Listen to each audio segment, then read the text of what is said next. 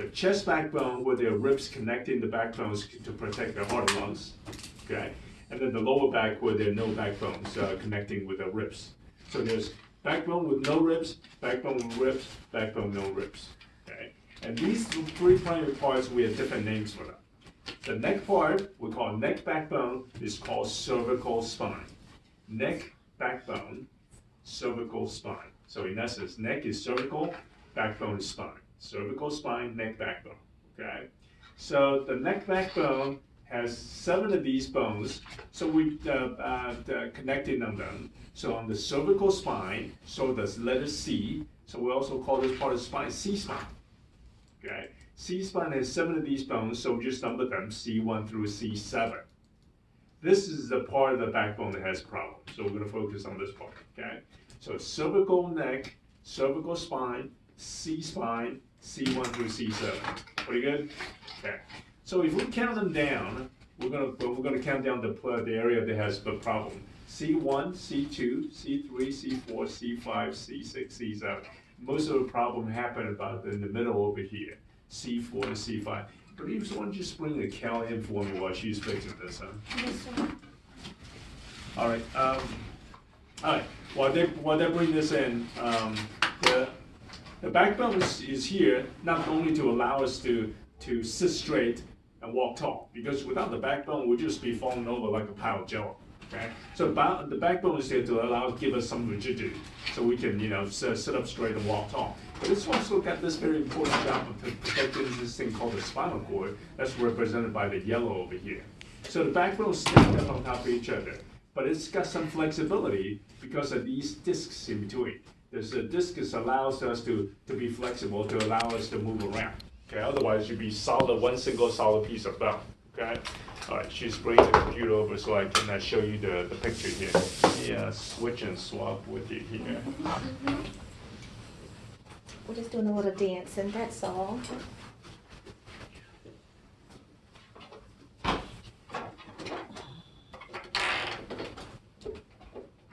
You know what, I'll take it while she's trying to get that in there. I'll log into this Give me just so a we can second. do this simultaneously.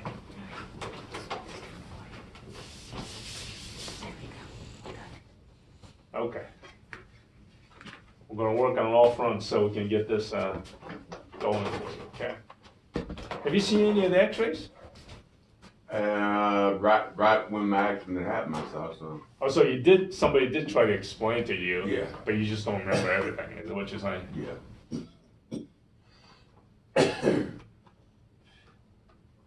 Mrs., you remember seeing the x-rays though? Oh, yes, and he was awake. He did know he was going to surgery. He actually had a You just don't conversation. remember it. He's just I forgotten. remember. Yeah. He talked to your sister. Anyway. All right, I'm gonna pull up on here while we're waiting for that thing to go. Oh, sounds like we're getting something done. Yeah, Miss T, do you need some help? It's working. I think I just saw the mouse moved. Gotcha. Woo, hallelujah. All right, we'll get this out of the way. All right, we can put that in that box and get the cat out of here. Thank you. You will. All right, slide. So there's a reason this TV is this big, so we don't have to stay into that little small screen there. All right, here we go. So this is the MRI of the accident. So let me just. There's hundreds and hundreds of these pictures, and I went through most of them. So I'm going to show you the ones that's most impressive to show you. Okay. So you can see on this backbone here. This is in a sense like somebody can break an arm bone. On this left side, you can see the shoulder bone on top of each other. Numb and paralyzed all over the body. And you broke a neck bone, and you got numbness all over the body. Well, it's because of this thing called the spinal cord that we talked about before. And on the back side, you can see the bones in yellow here. That's where you see the picture. That connects up to the brainstem, connects up to the brain. So that's the back side over here. So you have to say, what does each one of these bones form an arch? Being connected with the brain actually is part of the brain to allow the brain to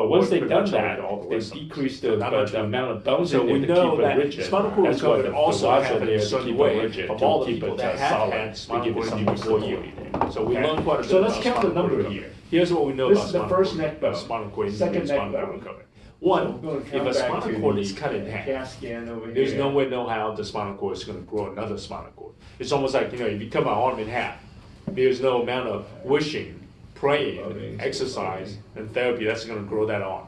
Okay?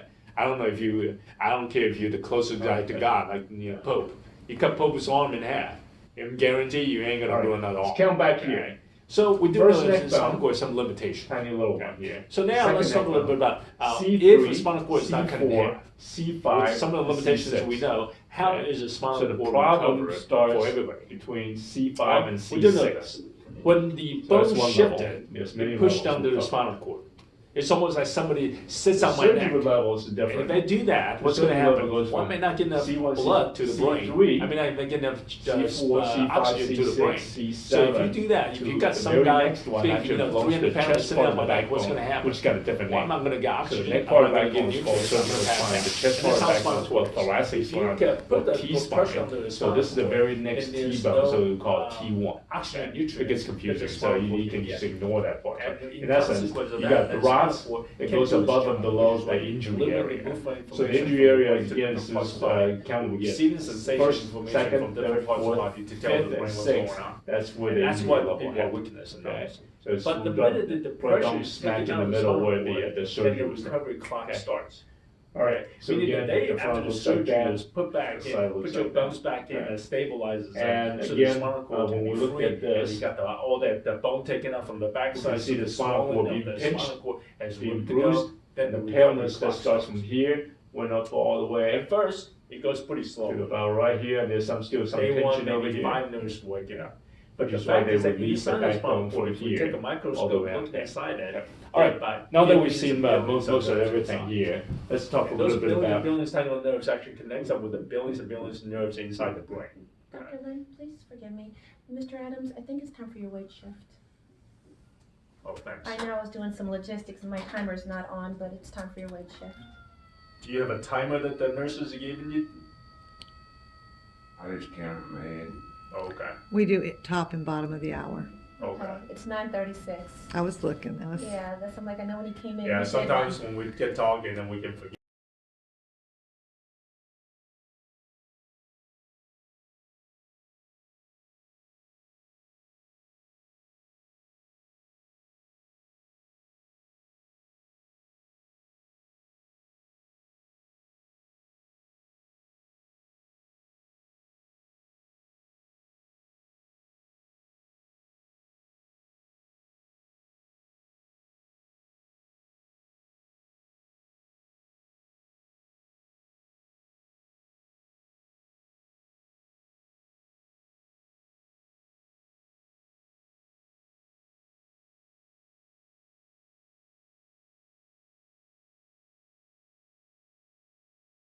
Yeah, so. right.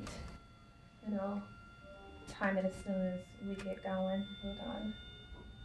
So once you've got lean all back, I'll keep on talking. Can you hear me okay though? Sure. Okay. All right. So we do know the job of the brain. Tim. Bernice will keep an eye on that 1 minute for you, okay? So we do know the job of the brain, which is to make all this decision making. We do know the job of the spinal cord is to deliver the information back and forth.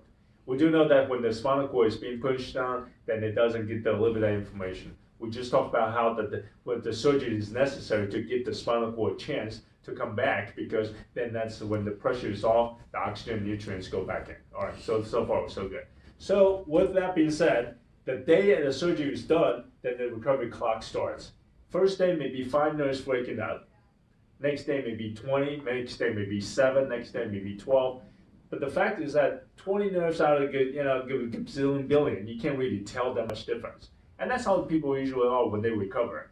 Day by day, they may not be able to tell a lot of difference. But for sure, though, week by week, they can say, well, I think I can feel a little bit more than last week. Well, I think I can move my legs a little bit better than last week.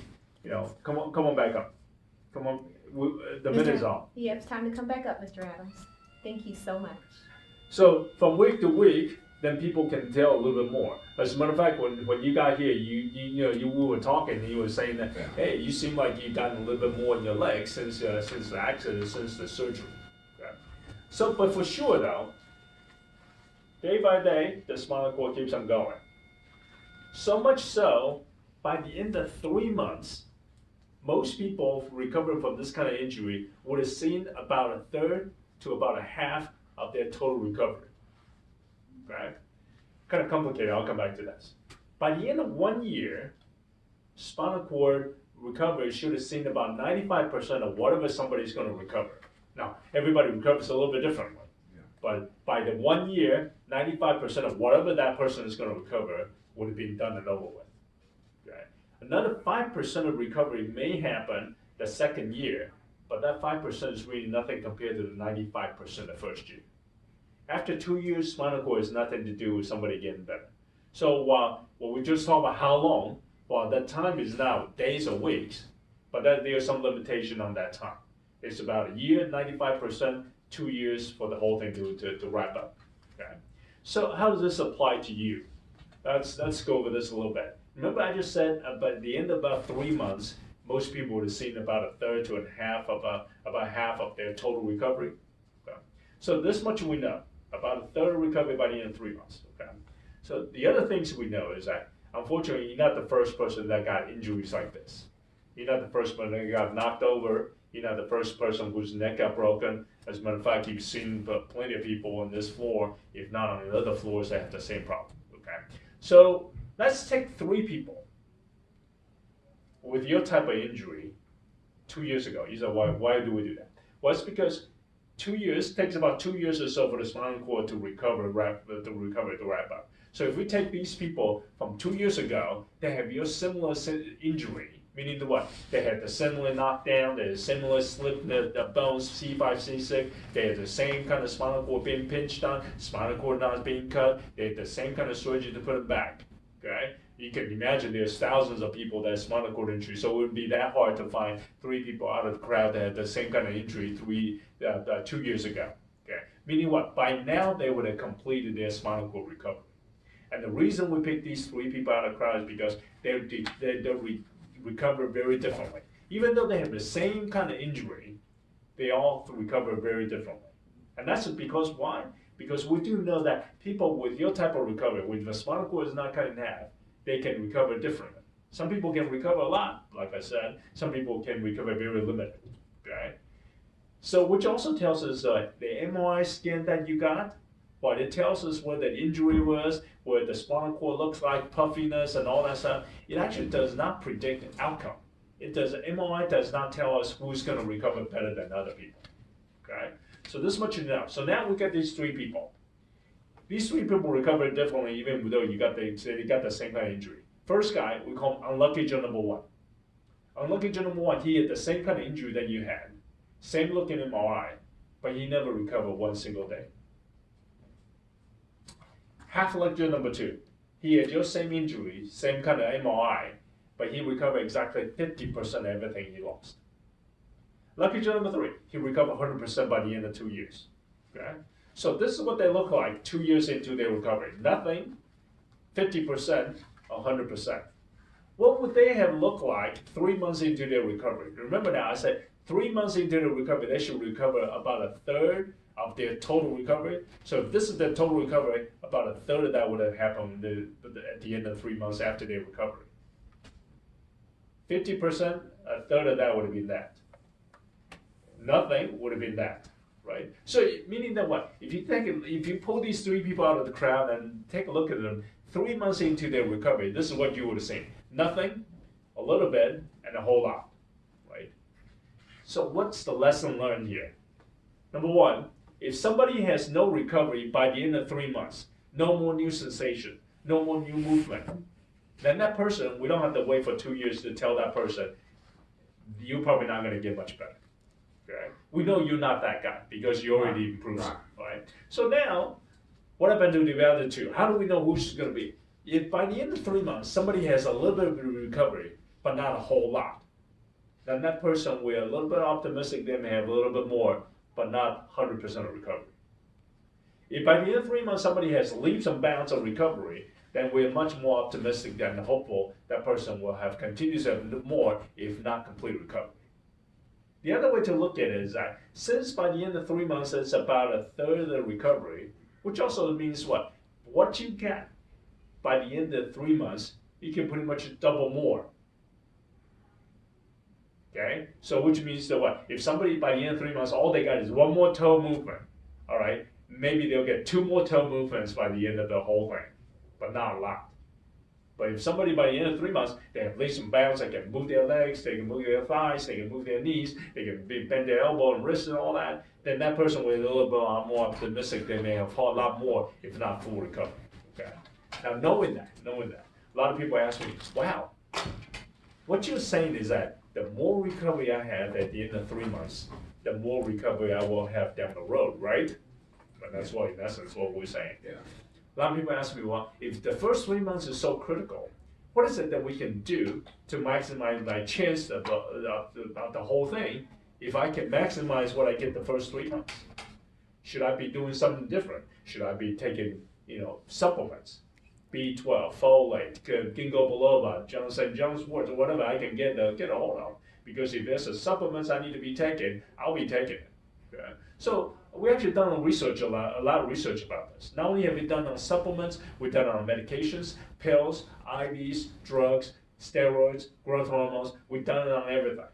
We looked high and low and all that because we had about 30, 40 years looking at spinal cord and recovery, spinal cord research, and we had thrown everything at it. Unfortunately, even in 2020 today, after all that we've done, we haven't found one single thing that people can take by medication, by pills, by IVs, and all that actually can change the way spinal cord recovers. Which also means what? Spinal cord is going to recover however it's going to recover without pills, IVs, drugs, supplements. It doesn't mean we never tried. As a matter of fact, we keep on trying. Back in the early 90s, we thought this steroids called methylprednisolone was going to do it. And after about 10 years of testing it, we realized it did. Fast forward 10 years, we found this growth hormone called GM1 ganglioside. And the people got all excited, but it didn't do it. And fast forward another 10 years, we got this other pill called 4-aminopyridine. So, long story short, over the years we keep on finding these things and we keep on looking at them, but we never did find anything. Okay? Doesn't mean that tomorrow, next week, next month, we won't find something different. But today in 2020, we haven't found any single medication that can heal the spinal cord any different. Okay? So a lot of people ask me, okay, maybe you don't have the medications. What about surgeries? I mean, you've done the surgery on the bones, but if the spinal cord is damaged, why didn't you do the surgery on the spinal cord? That would sound reasonable, right? I mean, Yeah. the spinal cord is what's wrong. Why didn't you touch the spinal cord? Why did you only touch the bones?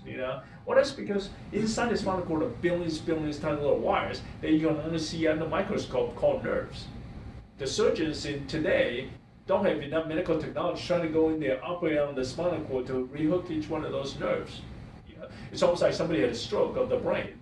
There's no way we can go in there and try to rehook the wires in the brain to undo the damage of a stroke. Okay? So the spinal cord is so complicated, we don't have technology to go in there and do the surgery to heal it. Now people ask me all the time, well, doc, man, what happened to that thing I saw on TV? 60 Minutes reported this thing with the stem cells, people get from, the fat, the bone marrow, the babies and all that. Well, what's going on with stem cell? Why can't we use a stem cell? Well, let me give you a good quick update, and if you haven't seen that 60-minute thing or the news or whatever about stem cells. The good news about stem cell in 2020 is that over the last 10 years, we have made a lot of advancement on stem cells. As a matter of fact, today, we're able to make stem cells grow. We're able to make stem cells grow like nerves. We're able to make stem cells grow like nerves in the spinal cord. The bad thing in 2020 about stem cell is that we've only been able to do that in the labs. We haven't been able to make those stem cells grow inside people's body. Much even less, we haven't been able to make it grow inside animals' body. We haven't been able to make it grow like in rabbits or rats or monkeys or anything.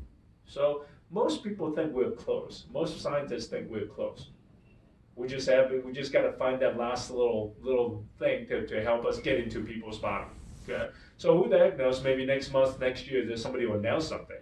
But today, nobody on this planet has one single stem cell that we can put inside your body to make it work. It's almost like 100 years ago. Simple things like this cell phone. The richest man 100 years ago cannot go by himself one cell phone that will work. Because 100 years ago, they haven't been invented. Same thing today. The Bill Gates, Donald Trump, they got all the money in the world. They cannot go around the world to buy themselves one single stem cell that will work inside their body. Just mostly because nobody has found it yet. Okay? So we're still holding our breath on the stem cell. So a lot of people say, well, that's kind of crappy. I come to the largest spinal cord rehab hospital in this whole country here in Shepherd, and for you to tell me you ain't got the medications, you ain't got the surgeries or the stem cell to heal my spinal cord any sooner, better, and faster. Then you said, well, all right, I've always been a hardworking guy. You proved it on the day of your injury. You've always been hardworking. You said, all right, step aside. You doctors are useless. You ain't got nothing for me, so I'm gonna work hard, right? I'm gonna work hard in therapy. I'm gonna work hard in exercises. I'm gonna get myself better. Okay. So really, the question is this: how much therapy? What kind of therapy? What kind of activity? What is the right kind? What is not the right kind? How much too much? How much too little? Well, we've done a lot of research about this. So the good thing about the activity, exercise, and therapy research that we had the last 20 years is that we found activities, exercise, and therapy actually changes the way nerves recover.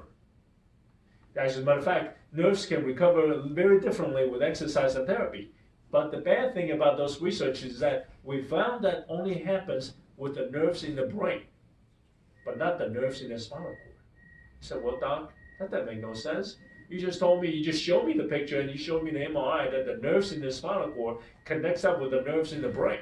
So how come exercise and therapy only helps with the nerves in the brain, but not the nerves in the spinal cord? All right? That has to do with how they're designed. Let me backtrack a little bit. 6 months ago, you didn't know this place, right? 6 months ago, you didn't know my name, you didn't know Bernice's name, you didn't know what the cafeteria is. But since then, you learned all that. Even though every single part of your body is connected to the brain, we do know that your ears didn't learn that. Your nose didn't learn that. Right. Your eyes didn't learn that. What part of your brain learned that? What part of your body learned that? The brain, because the brain is designed to learn that. Brain is designed to be flexible, adaptive, so you can learn new things, can adapt to exercise and therapy. So that way, when you exercise, let's say that you go practice shooting hoops, then you can be better at it because you practice at it and you reroute those nerves in the brain, but not anywhere else. So we do know this. Spinal cord is hardwired in. If you think about this, the brain is sort of like the computer. And the spinal cord is nothing but that cable connecting the spinal cord. The spinal cord is the cable connecting the brain, the computer, to the internet, like the internet cable. So that cable is pretty simple. Even though it's metal, just like the metal inside the computer, it's designed very differently. Okay? So in essence, the spinal cord, because it's designed differently, doesn't really necessarily change too much with exercise and therapy. So now people ask me, well, okay, if the spinal cord recovery doesn't change with pills, medications, no surgery,